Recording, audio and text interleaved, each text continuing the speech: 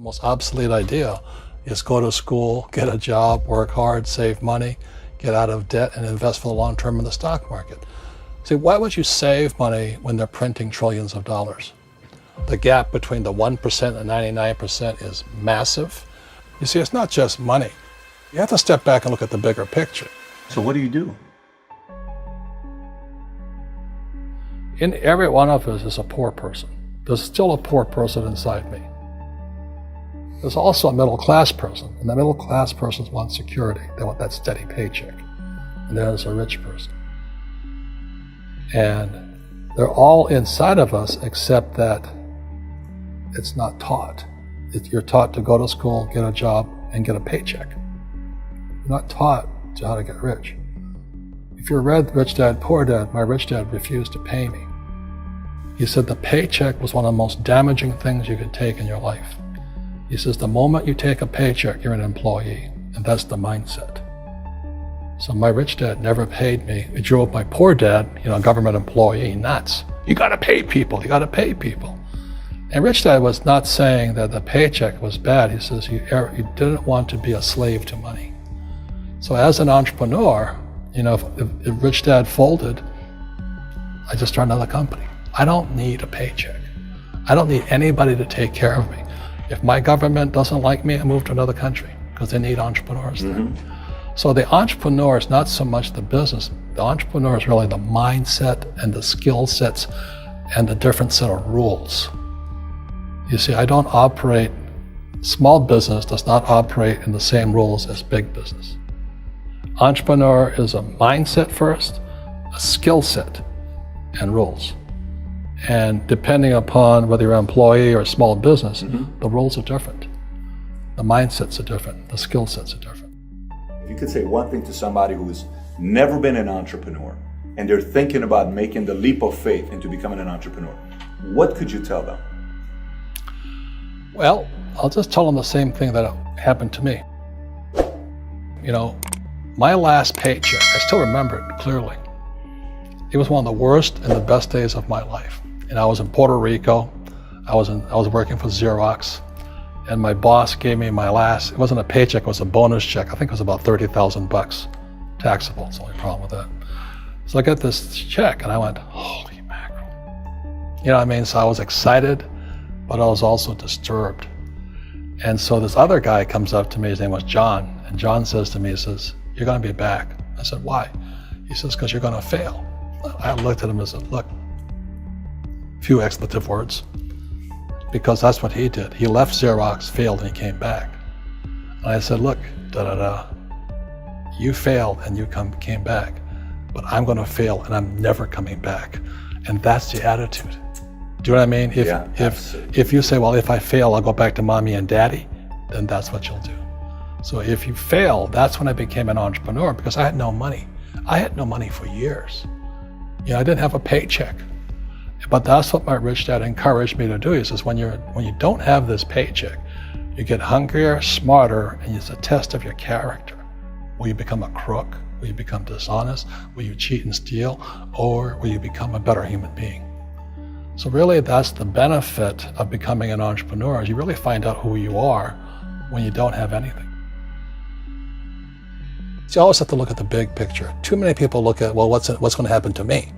When you look at the big picture, you're also going to know that when something bad happens, something good's going to happen. But you got to prepare for whatever is coming. If you think next 20 years will be like the last 20 years, you're going to get creamed. When you and I go to the supermarket and we buy a carton of milk, we always check for the expiration date. But most people do not check for the expiration date on their brains. Instead of get out of debt, I get into debt. I just refinanced $300 million in debt. I went from 5% to 2.5% interest. I made a fortune. Every month, more money comes in because my cost of money has gone down. So while some financial experts are saying get out of debt, I'm saying learn how to use debt. So when I came back from in Vietnam in January of '73, the first thing my rich dad said to me was go to school to learn how to invest in real estate. It wasn't real estate, it was how to use debt and taxes. Debt and taxes make the rich richer. Debt and taxes make the poor and middle class poor.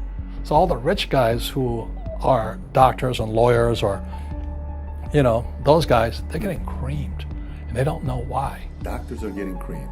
Oh yeah, they're making more money, but the take home is less. Sure. My doctor just yelled at me. He was happy. He says, "Oh, guess what? I finally made $1 million." And I said, "Yeah, this was just 3 weeks ago." And so I said, "Yeah, well, how much you pay in tax?" He says, $750,000 in taxes. So his net was about $400,000. That's not bad. But when I make $1 million, I keep $1 million. And the reason is because I don't make it by working for money. See, if you work for money, you're taxed. So that's why lesson number 1 in Rich Dad, Poor Dad is the rich don't work for money. What we do instead is we create businesses as entrepreneurs. We acquire real estate. I don't invest in the stock market. Okay? So the reason is because as entrepreneurs, I have more control over my income, how much I make, and how much I pay in taxes. And because I'm an entrepreneur as well as an investor in real estate, I pay 0 tax. So every time I make, let's say, $1 million as an entrepreneur, I immediately invested in real estate and have a 4-to-1 step up. So I put $1 million in real estate, I get $4 million from the bank. That's why I love banks. But the banks are screwing everybody else, terrible, but it's good for me. That's why you say when you print, it's good for you, but when you print, it's bad for people that work for money. Because when you print, savers get creamed and people who work for money get creamed. When they print, debtors get rich. You see, debt and taxes make the rich richer, and debt and taxes make the poor middle class poorer. When we have obsolete ideas, we get obsolete results. So what's happening for most people, the idea of going to school, getting a job, working hard, saving money, getting out of debt, buying your house because it's an asset, investing for the long term, is obsolete. The world has changed. The world changed in 1971 when President Nixon took us off the gold standard and money became debt. What if we get rid of school? Then what would happen? Would it be better if we had no educational system at all? No, I'm saying education is more important before. It's just obsolete. There's Moore's Law which states information doubles every 18 months. In other words, everything's obsolete 18 months. So, and this is just a recent phenomenon. So when you come out of school, you're already obsolete. And that's why I'm the old guy, I meet my friends who went to Harvard. Say, I went to Harvard. I said, yeah, that was how long, 50 years ago? Today, the banks are charging you interest to save money. In other words, banks don't want your money because they printed too much of it. And that's why there's this bubbles in stocks and bubbles in real estate and all this. People are dumping the cash because, as I said in here, savers are losers and cash is trash. And yet people are, well, I want a high-paying job. Well, that's an obsolete idea. Get out of debt is an obsolete idea. You should learn how to get into debt, how to use debt to get rich, and they'll never teach you about taxes. The reason the 1% is way up here and the 99% are going this way is because when you print money, 2 things happen: inflation and taxes. It's going to crush you. And any entrepreneur thinks, I'm just going to make money, I'm going to start a business and make a lot of money because of what we talk about. They really have got to smell the roses, man. That's not what the real entrepreneurs are doing. Most entrepreneurs, there's 28 million small business owners in America. 24 million are what are one-person entrepreneurs. They're called non-employee entrepreneurs. So and that's what happens is when people don't really understand what an entrepreneur does. So most big people are self-employed, but they're not really entrepreneurs. The self-employed pay the highest taxes of all, and nobody tells them that. Yeah, it's also called the entrepreneurial spirit, but what we were actually talking about was there's no such thing as a bad economy. There's the external, you and I, we all have an external economy, but we also have an internal economy, and the willpower is to change our internal economy. So for me, I can see the good and I can see the bad. I don't really give a damn because I'm going to be rich anyway. But a poor person with a poor personal economy, all they're going to see is a bad economy because they don't know how to make money in any economy. And a middle class person, they have a middle class economy. What they want is a nice house, a steady paycheck, and the job and the car. And so when you take their job away, to them, that's disaster. Well, since an entrepreneur doesn't have a job anyway, it's no big deal. So all I'm saying to people, and it's what Bucky Fuller taught me, is always two sides, you know what I mean? Unity is plural, at minimum two.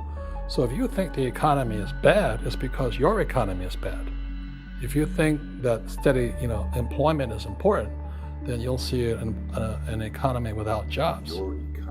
Your economy versus the external economy. What you control versus what you can't control. I can control. Yeah, it's called an internal focus versus an external focus.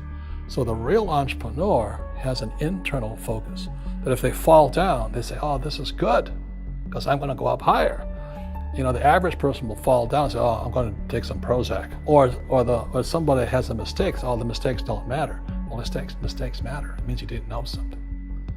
But a real entrepreneur, whether they fall down, they always can go up. They can stand back up and go higher. That no matter what happens to them, they get stronger and better and smarter and happier.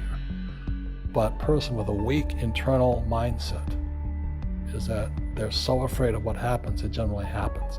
Like, people who are afraid of losing their jobs, they generally lose their jobs. You know what I mean? Yeah, so everything you can comes through you. Yeah, so the entrepreneur first job is to control inside here, not outside there. The moment you take that paycheck, you're an employee. You've got to be stronger than that. It's about inside control.